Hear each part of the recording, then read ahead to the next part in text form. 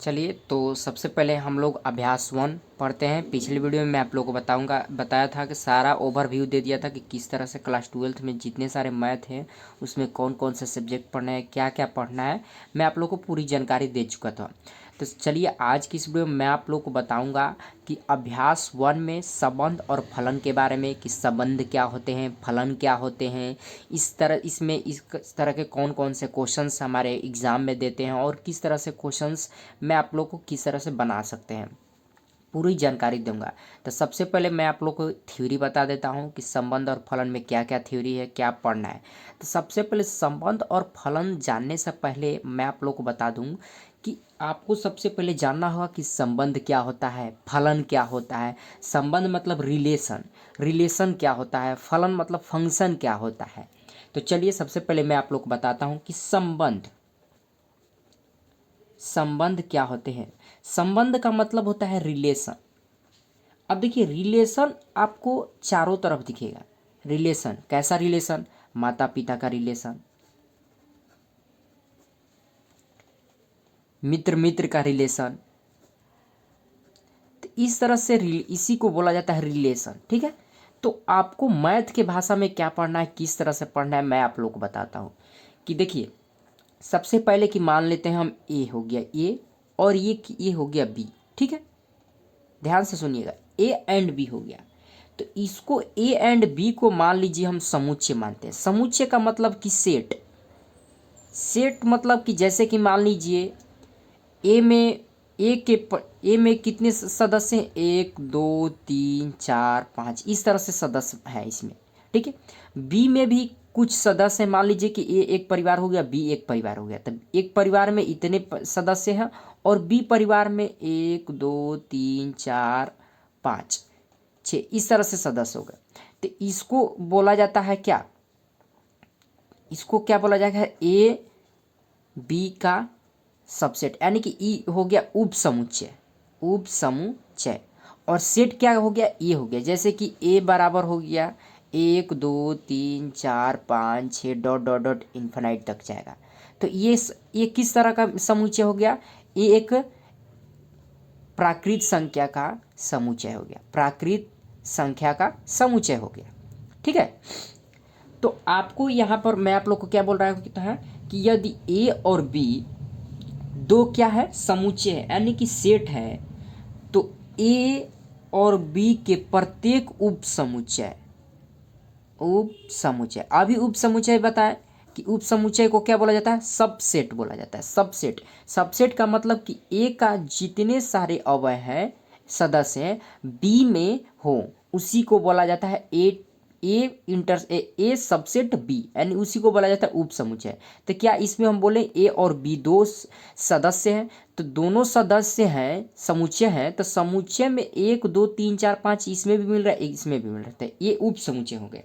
उप समुच्चय है तो ए से बी में संबंध कहलाता है, यानी ए से बी में ही क्या कहलाता है, संबंध कहलाता है, संबंध कहलाता है।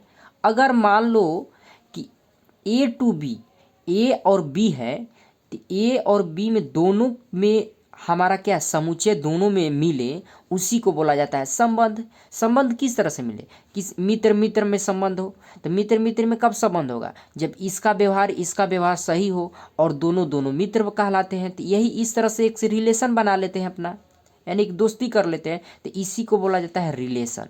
तो इसी तरह मैथ के भाषा में भी इसी को बोला जाता है संबंध, इसी को बोला जाता है रिलेशन। जैसे कि आपको एक एग्जाम्पल देकर दिखाता हूँ। जैसे कि मान लीजिए ए हो गया, तो ए में कितने सदस्य हैं, 1 और 2 सदस्य हैं। ठीक है, और बी में एक सदस्य है 3 और 4। ठीक है, दोनों सदस्य हैं, तो ए क्रॉस बी का टोटल सदस्य कितने होंगे, A2 क्रॉस 3A 3 1B, इसी तरह का होगा। तो अब इसमें कितने कितने संबंध बना सकते हैं, इसमें संबंध किस तरह से बनाएंगे, तो 1 3 के साथ बनाएगा संबंध, संबंध बनाएगा, फिर एक इससे इससे के बनाएगा, बनाएगा, अब फिर क्या बनाएगा, 1 4 के साथ संबंध बनाएगा, फिर एक किससे बनाएगा, 2 और 4 के साथ बनाएगा। अब इससे आगे कोई बनाएगा नहीं, तो इसमें 4 गो सदस्य, यानी कि 4 गो ये अपना बना लिए, तो इसी को बोला जाता है ए क्रॉस बी को ही संबंध बोला जाता है। तो इसी को हम क्या बोले, संबंध बोले। ठीक है, अब ए क्रॉस बी, अब ये ए क्रॉस बी हम ज्ञात कर लिए, ए क्रॉस बी के ज्ञात कर लिए, यानी कि इसका उप समुच्चय ज्ञात कर लिए। तो अब इसका उप समुच्चय क्या क्या हो सकता है, अब इसमें क्या क्या रिलेशन ज्ञात हो सकते हैं, क्या क्या रिलेशन निकल सकते हैं, अब कौन कौन रिलेशन होगा, अब ये ज्ञात करते हैं। सबसे पहले ये तो आपको हम बताएं ए क्रॉस बी उप समुच्चय निकालना बताएं। तब उप समुच्चय किस तरह से होगा, तो ए क्रॉस बी का उप समुच्चय किस तरह से होगा, सबसे पहले तो इसमें फाई यानी कि एक रिक्त स्थान होगा होगा फिर क्या होगा, 1 3 का एक संबंध बनेगा, बना 1 3, तो इसका हो गया। फिर अब ये 1 4 का बना, 1 4 का बना, 1 1 के साथ, 1 1 किसके साथ बना रहा है, फिर अब क्या बना रहा है, 2 3 के साथ बना रहा है, फिर 1 2 4 के साथ संबंध बना रहा है, बनाया, और 1 3 के साथ बनाया। अब फाई किसके किसके साथ बनाया है संबंध, फाई 1 3 के साथ बनाया है, फाई 1 3 के साथ, 1 4 के साथ, 1 2 4 के साथ, 2 4 के साथ। अब क्या, अब 1 3 किसके संबंध बनाएगा, इससे इससे इससे, फिर 2 4 किससे संबंध बनाएगा, इससे इससे इससे, सबसे एक एक बार संबंध बनाएगा, और किसमें जितना सारा कॉमन जिसमें निकलेगा उसको रिलेशन ज्ञात कर देंगे, किससे, 1 3 के साथ बनाएगा, और 1 4 के साथ बनाएगा, और 2 3 के साथ बनाएगा। तो इसी को बोला जाता है रिलेशन, इसी को बोला जाता है संबंध। अब संबंध समझ में गया, इतना ज़्यादा नहीं समझ में आया तो आप ये जान लीजिए कि संबंध होता क्या है। सबसे पहले संबंध जान लीजिए कि यदि ए और बी दो आपका अरिक्त समुच्चय, अरिक्त मतलब यानी कि एक समुच्चय है, तो ए क्रॉस बी यानी ए का बी के प्रत्येक उप समुच्चय ए से बी में संबंध कहलाता है, उसे ही बोला जाता है संबंध। अब संबंध को किससे सूचित किया जाता है, आर से सूचित किया जाता है, या R such that A to B से सूचित किया जाएगा, इसी को बोला जाता है संबंध। ठीक है, अब इसका नोट्स आपको चाहिए तो आपको नोट्स भी प्रोवाइड करवा दूंगा, हमारे टेलीग्राम चैनल पर ज्वाइन कर लीजिएगा, वहाँ पर आपको नोट्स मिल जाएगा। नहीं तो आपको वीडियो के डिस्क्रिप्शन बॉक्स में भी नोट्स मिल जाएगा, और उसका लिंक आप जाकर वहाँ से फ्री में डाउनलोड कर सकते हैं और फ्री में आप पढ़ सकते हैं। तो सबसे पहले आप लोग संबंध जान गए। अब संबंध के बारे में जान गए तो आपको बताऊंगा कि संबंध का प्रांत कैसे ज्ञात किया जाता है, डोमेन। आप पढ़े होंगे, क्लास 11th में भी पढ़े होंगे कि डोमेन कैसे ज्ञात किया जाता है, रेंज कैसे ज्ञात किया जाता है, को डोमेन कैसे ज्ञात किया जाता है। तो मैं आप लोग को इसमें भी मैं आप लोग को बता देता हूँ। चलिए, तो अब हम लोग पढ़ते हैं संबंध का प्रांत। ठीक है, संबंध का प्रांत यानी कि इसको बोला जाता है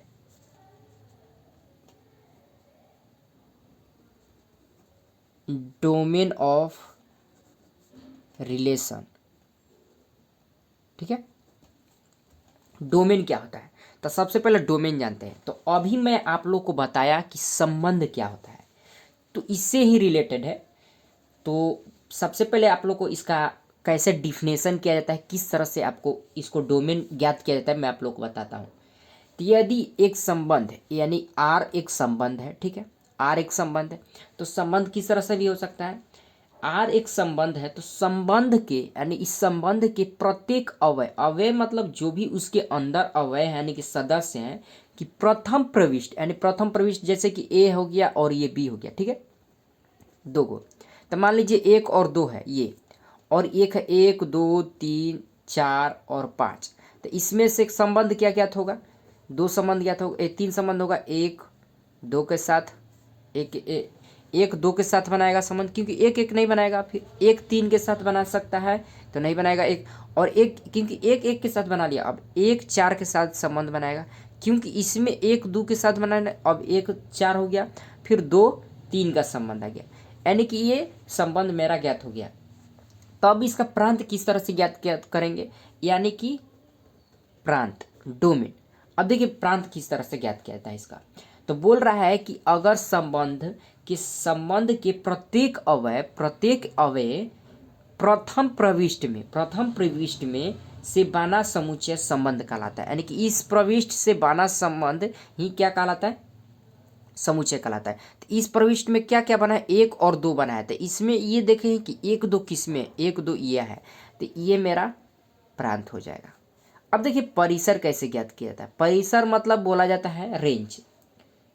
यदि संबंध आर के प्रत्येक यानी आर के प्रत्येक अवयव का द्वितीय प्रविष्टि से बना संबंध परिसर कहलाता है। तो द्वितीय प्रविष्टि से कौन कौन बना है, एक एक के साथ नहीं बना है, क्योंकि एक इससे बना है। तो अब देखिए 2 से बना है, 3 से भी बना है, 3 से भी बना है और 4 से भी बना है। तो यहाँ से आप लिख सकते हैं 2 3 4। ठीक है। अब सह प्रांत किसे बोला जाता है, सह प्रांत यानी कोडोमेन। तो ये इसको इस तरह से स्विच किया जाता है कि अगर आर यानी संबंध है या R A to B, R such that A to B एक संबंध है, तो समुच्चय बी यानी कि बी को आर का सहप्रांत कहा जाता है। यानी कि बी, ये जितना सारा ये बी है इसी को बोला जाता है सहप्रांत। तो डायरेक्ट ये लिख देंगे 1 2 3 4 5। तो इसको बोला जाता है संबंध का प्रांत, परिसर, सहप्रांत। इसका नोट्स मिल जाएगा आपको, ये जो एग्जाम्पल में बताएं ये सारा मैं आप लोगों को पीडीएफ में डाल दूंगा, वहाँ से आप देख सकते हैं। आपको लिखने की कोई ज़रूरत नहीं है, आराम से पढ़िए सबसे पहले। और आज थोड़ा सा भी दिक्कत हो तो आप कमेंट बॉक्स में दीजिए कि किस तरह से आप लोग को समझ में नहीं आ रहा है और कहाँ आप लोग को प्रॉब्लम हो रहा है। मैं आप लोग को अगली वीडियो में मैं आप लोग को ज़रूर बताऊँगा। तो आप लोग संबंध का प्रांत, कोडोमेन, सपरिसर यानी परिसर जान गए। अब मैं आप लोग को आगे बताता हूँ कि इसमें क्या क्या पढ़ना है।